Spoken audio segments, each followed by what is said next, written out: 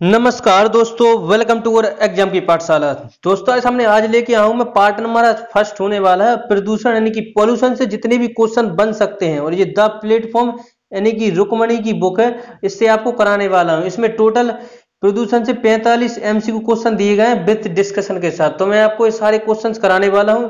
ये वीडियो आपके सभी एग्जाम के लिए इंपॉर्टेंट होने वाली है, याद रखिएगा। एसएससी से लेकर railway, bank, PO, SSC, CHS सभी के लिए इंपॉर्टेंट होने वाली है। अगर किसी भी एग्जाम में प्रदूषण से रिलेटेड क्वेश्चन पूछा जाता है तो यहाँ से आपका क्वेश्चन बाहर जाने वाला नहीं है, क्योंकि इसमें बहुत अच्छा दिया गया है, विद डिस्कशन के साथ क्वेश्चन में दिया गया है। तो वीडियो इंपॉर्टेंट है, वीडियो को लास्ट तक देखना है और कमेंट करके मुझे जरूर बताइए कि आपको इसमें कितने क्वेश्चन पता थे। ये अपना पार्ट फर्स्ट होने वाला है। ये मैं पूरी बुक कंप्लीट कराऊंगा विद थ्योरी और एमसीक्यू करा के पूरी बुक कंप्लीट करने वाला हूं। तो आज वीडियो फर्स्ट होने वाला है, वीडियो को लास्ट तक देखना है। चलिए अब करते हैं वीडियो को स्टार्ट। अगर आप चैनल पर ना है प्लीज तो चैनल को जरूर सब्सक्राइब करें और बेल आइकन को ऑल जरूर प्रेस करें। ऐसी वीडियो को नोटिफिकेशन आपको सबसे पहले तभी मिलेगा। तो आप चैनल को सब्सक्राइब करने के बाद बेल आइकन को ऑल जरूर प्रेस करिएगा, तभी आपको नोटिफिकेशन पहुंचेगा, वरना आपको नोटिफिकेशन नहीं मिलेगा।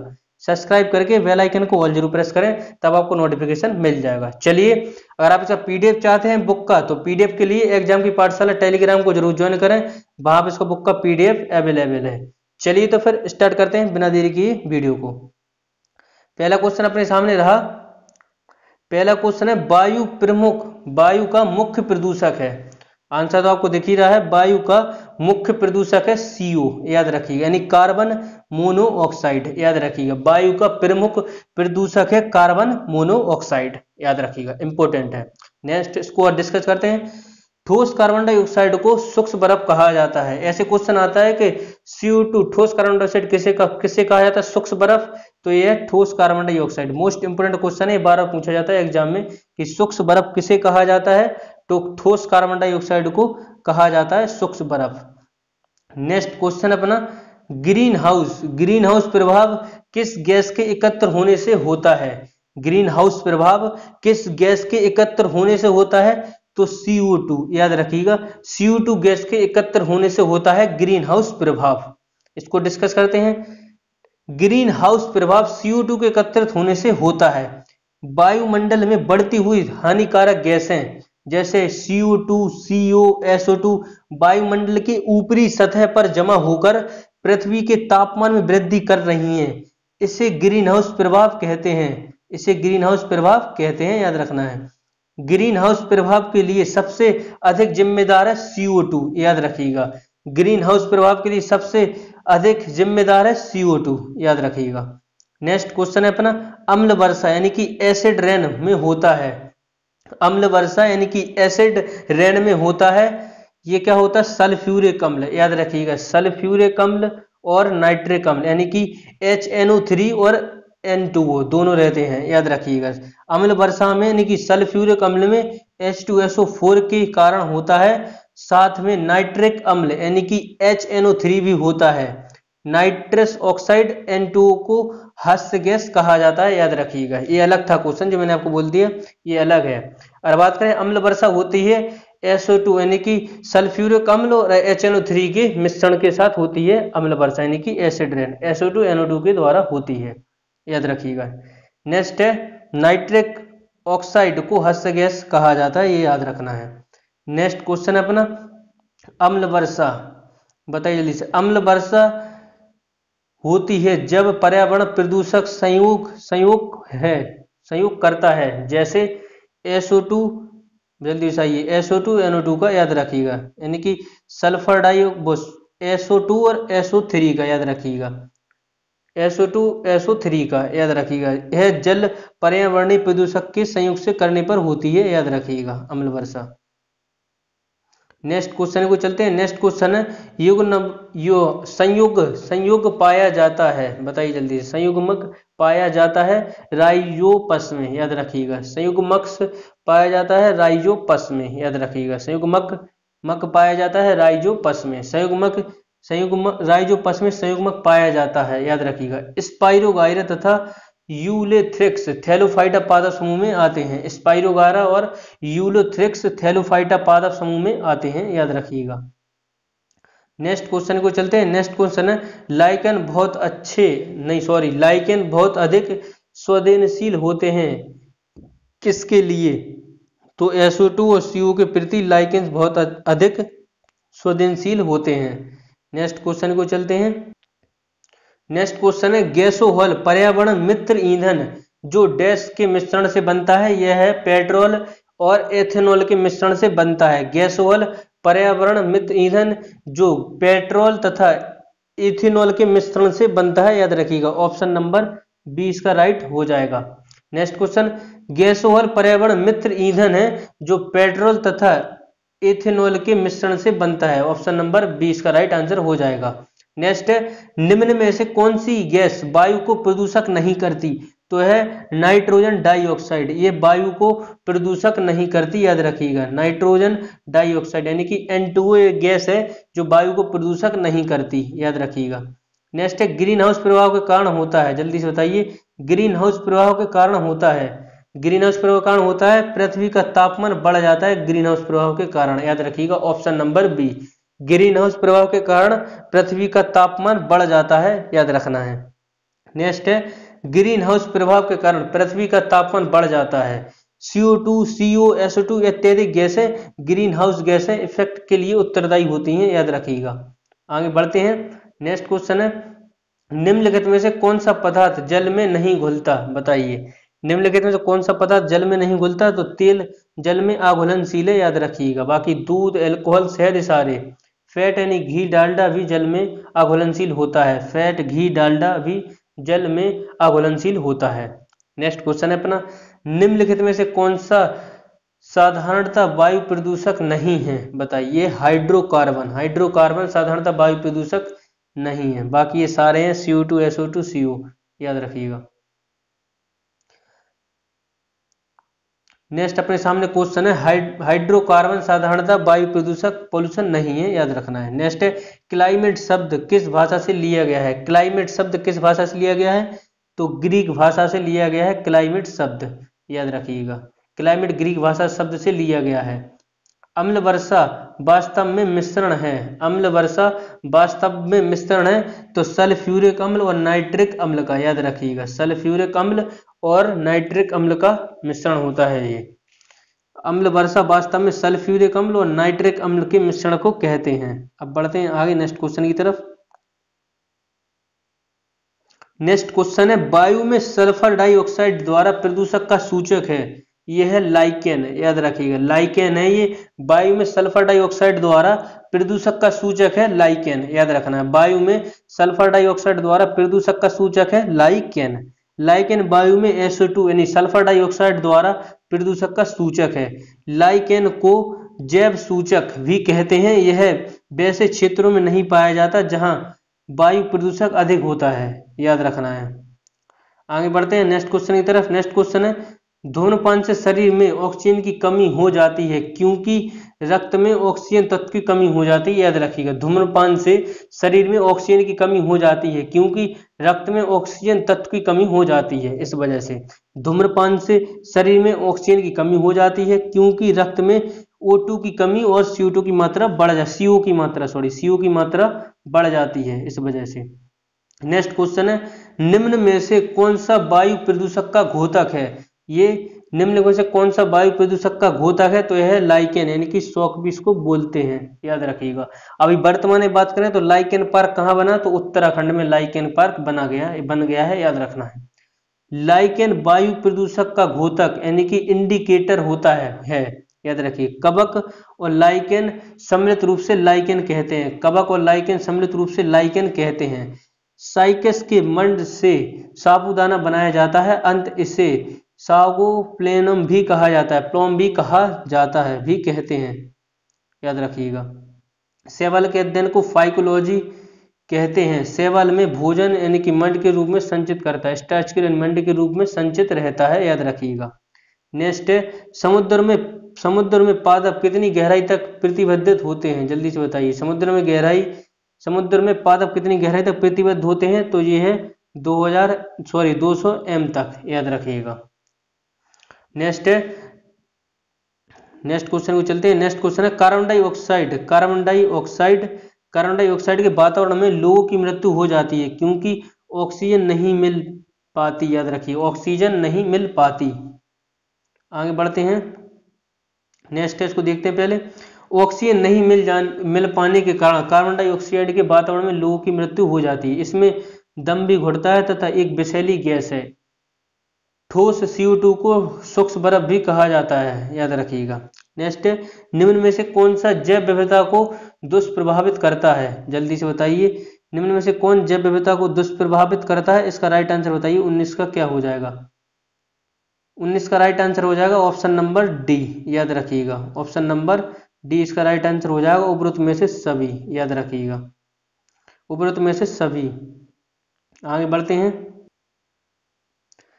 नेक्स्ट क्वेश्चन है अपना, जनसंख्या में भारी वृद्धि से कौन सी समस्या पैदा हुई है, बताइए जल्दी।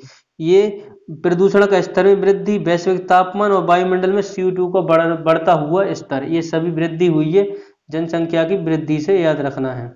आगे बढ़ते हैं नेक्स्ट क्वेश्चन की तरफ।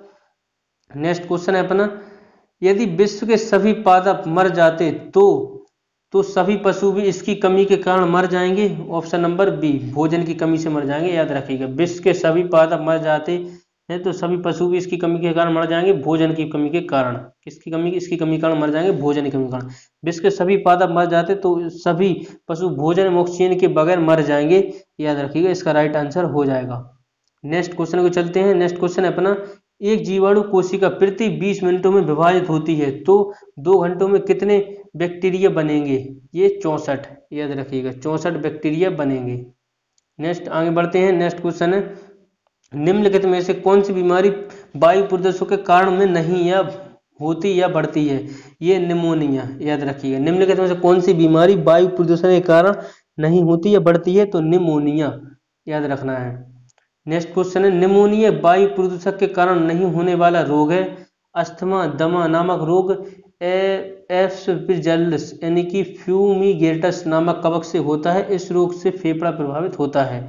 निमोनिया रोग डिप्लोकोकस न्यूमेनी नामक जीवाणु से होता है, इससे फेफड़े प्रभावित होता है। तपेदिक या क्षय रोग माइक्रोबैक्टीरियम यानी ट्यूबरकुलोसिस नामक जीवाणु से होता है, याद रखिएगा।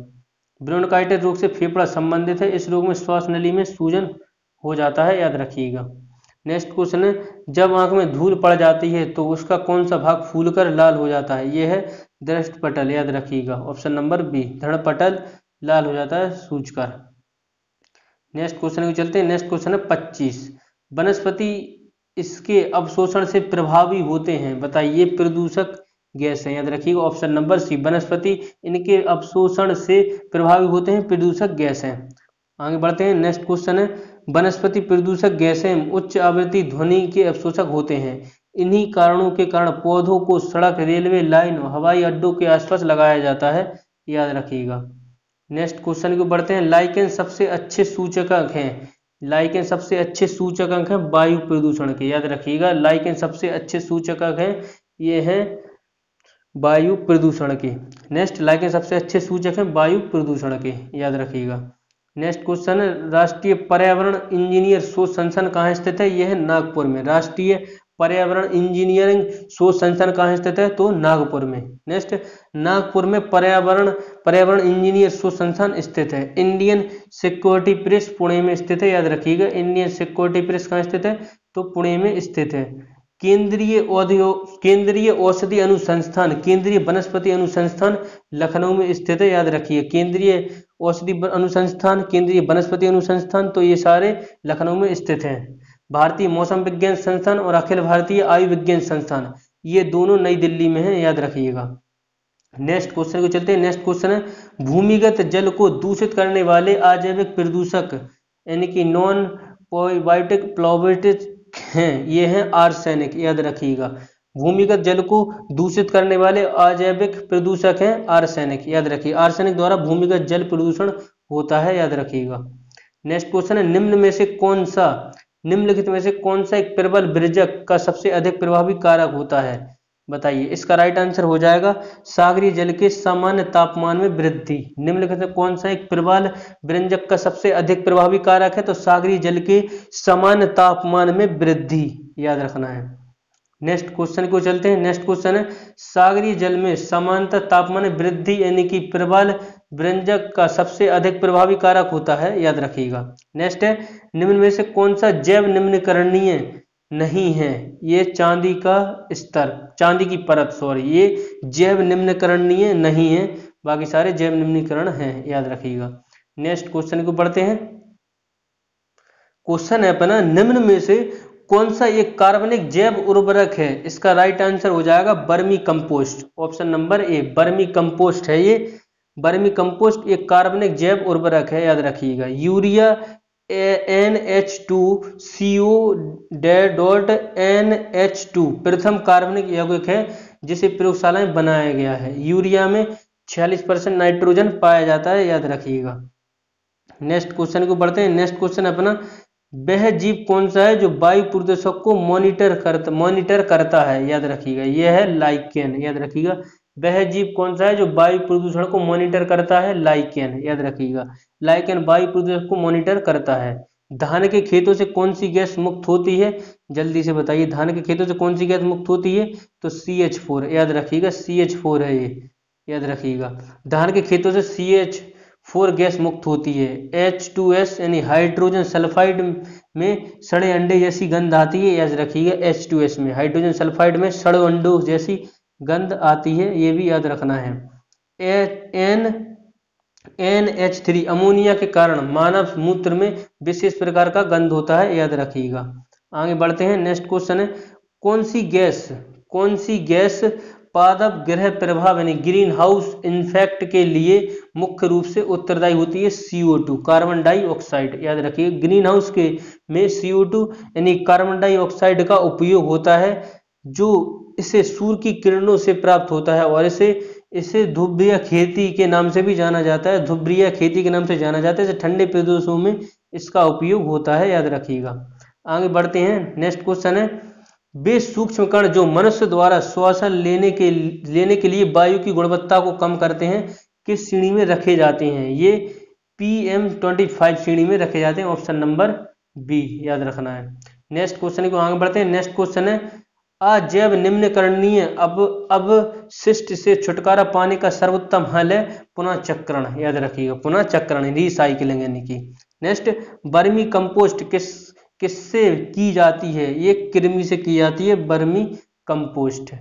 नेक्स्ट क्वेश्चन है, वर्मी कंपोस्ट जीवाणु के अध्ययन को बैक्टीरियोलॉजी कहा जाता है। जीवाणु की खोज A.V. लुवेनहॉक के द्वारा की गई थी, जीवाणु की खोज, याद रखिएगा। नेक्स्ट क्वेश्चन को चलते हैं। नेक्स्ट क्वेश्चन अपना 38 नंबर, यदि अपशिष्ट पदार्थ पीने के पानी के स्रोत को दूषित कर रहे हैं तो निम्नलिखित में से कौन सी बीमारी फैल जाएगी? ये टाइफाइड, याद रखिएगा। टाइफाइड फैल जाएगा और इससे आंतें प्रभावित होती हैं टाइफाइड से, ये भी ध्यान रखना है। यदि अपशिष्ट पदार्थ पीने के पानी को स्रोत को दूषित कर रहे हैं तो टाइफाइड बीमारी फैल जाएगी। इसका विटामिन सी की कमी से होने वाला रोग है टाइफाइड। साल्मोनेला टाइफी नामक जीवाणु से होता है। अरक्तता विटामिन बी यानी फोलिक एसिड की कमी से होता है, याद रखिएगा। नेक्स्ट क्वेश्चन है, निम्न में से कौन सा जैव निम्नीकरणीय है? ये क्वेश्चन रिपीट हो गया। चमड़े की बोल्ट, याद रखिए, चमड़े की बेल्ट, सॉरी, जैव निम्नीकरणीय है। प्लास्टिक के मग, रजत पन्नी, लोहे की कीलें, याद रखिए, नहीं है। छाल बल पर उगने वाली कवकों को किस प्रकार कहा जाता है? इस पर बताइए, जल्दी से बताइए। यह है बल्कवासी कहा जाता है इनको, ऑप्शन नंबर ए, याद रखिएगा। नेक्स्ट क्वेश्चन को आगे बढ़ते हैं। नेक्स्ट क्वेश्चन है, समानता निम्नलिखित में से कौन सा कैंसर का कारक नहीं है? ये ऑप्शन ट्रांसमिशन नहीं है कैंसर का कारण, बाकी सारे कैंसर के कारण है। समानता ट्रांसमिशन कैंसर का कारण नहीं है। ओजोन परत के क्षय से परावर्णित किरण पृथ्वी पर आ सकता है, जिससे चर्म कैंसर यानी त्वचा कैंसर होता है ओजोन परत से, याद रखिएगा। सेल के अनियंत्रित वृद्धि से कैंसर होता है, याद रखिएगा। रेडियो सक्रियता ट्रांसियम 90 के कारण अस्थि कैंसर हो जाता है, याद रखिएगा। इटाई रोग कैडमियम की कमी के कारण होता है। कैंसर बनने के पीरियड को लेटेंट पीरियड कहते हैं, याद रखिए, लेटेंट पीरियड कहते हैं, याद रखिएगा। आगे बढ़ते हैं नेक्स्ट क्वेश्चन को। नेक्स्ट क्वेश्चन अपना, निम्नलिखित में से कौन सा जल प्रदूषक का कारक नहीं है? ये तट पर मछली पकड़ना जल प्रदूषण का कारण नहीं है। घर का कचरा, तेल फैलाना, समुद्री डंपिंग, ये सारे जल प्रदूषण के कारण है। जल प्रदूषण का कारण तट पर मछली पकड़ना नहीं है। जल प्रदूषण का कारण तेल, जहाज का में शराब महत्वपूर्ण कारक माना जाता है, याद रखिएगा, महत्वपूर्ण कारक माना जाता है।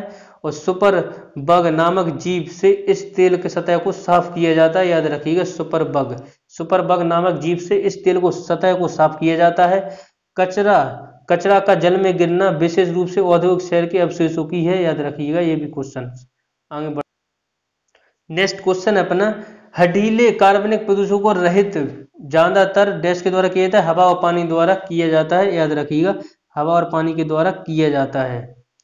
नेक्स्ट है हडीले हडीले यानी कि पेनिडिस्टेंट टेंट कार्बनिक प्रदूषकों का परिवहन ज्यादातर हवा पानी के द्वारा किया जाता है। कार्बनिक प्रदूषणों का बहाव हवा एवं पानी द्वारा होता है, याद रखिएगा। जल एवं वायु प्रदूषक अपशिष्ट पदार्थों का कारण अधिक हो रहा है, याद रखना है, ये भी साथ में। नेक्स्ट, टेबल दानेदार चीनी सामान्यतः डैश के रूप में जाना जाता है, यह है सुक्रोज, याद रखिएगा, सुक्रोज के रूप में जाना जाता है। टेबल दानेदार चीनी सुक्रोज के रूप में जाना जाता है सामान्यतः, याद रखिएगा। सुक्रोज डाइसैकेराइड के दो अणुओं के संयोजन से एक डाइसैकेराइड बनता है, याद रखिएगा। मल्टोज लैक्टोज भी डाइसैकेराइड है, याद रखिएगा। ग्लूकोज फ्रक्टोज से सुक्रोज बनता है। ग्लूकोज और ग्लूकोज से मल्टोज बनता है, याद रखिएगा। आगे बढ़ते हैं अब नेक्स्ट क्वेश्चन की तरफ। नेक्स्ट आज का लास्ट क्वेश्चन है, बायोगैस बायोमास से किस प्रक्रिया के मध्य से उत्पन्न होती है? यह है ऑप्शन नंबर डी, अवायवीय किण्वन के कारण होती है, याद रखिएगा। यह बायोगैस बायोमास से अवायवीय किण्वन की प्रक्रिया के माध्यम से उत्पन्न होती है। गीले गोबर के सड़ने पर ज्वलनशील मीथेन गैस बनती है, इसे मुख्य CO ईंधन के काम करता है, याद रखिए। बायोगैस का ऊष्मीयमान 1170% KCl kg में होता है। कांच एवं इस्पात उद्योग में इसका प्रयोग ईंधन के रूप में किया जाता है, याद रखिएगा। जल गैस का उपभोग हाइड्रोजन एल्कोहल के निर्माण में अपचायन के रूप में होता है। बायोगैस में मीथेन की मात्रा 65% तक होती है, याद रखिएगा। तो ये थे आपके पॉल्यूशन से संबंधित 45 MCQ। नेक्स्ट टॉपिक से अपना इकोलॉजी, इसको नेक्स्ट पास्ट में करते हैं। वीडियो कैसा लगा आपको कमेंट के माध्यम से मुझे जरूर बताएं, और आप इसमें कितने क्वेश्चन आपको पता थे वो भी कमेंट में मुझे जरूर बताएं। अगर आप चैनल पर नए हैं तो प्लीज चैनल को सब्सक्राइब जरूर करें, दोबारा से कहूंगा बेल आइकन को ऑल जरूर प्रेस करें। अगर वीडियो आपको पसंद है तो स्टूडियो ग्रुप में शेयर जरूर करें अपने फ्रेंड्स के साथ। आप सब PDF चाहते हैं तो PDF के लिए एग्जाम की पाठशाला टेलीग्राम को जरूर ज्वाइन करें। चलिए मिलते हैं अगले पार्ट में। इसी के साथ जय हिंद, जय भारत दोस्तों।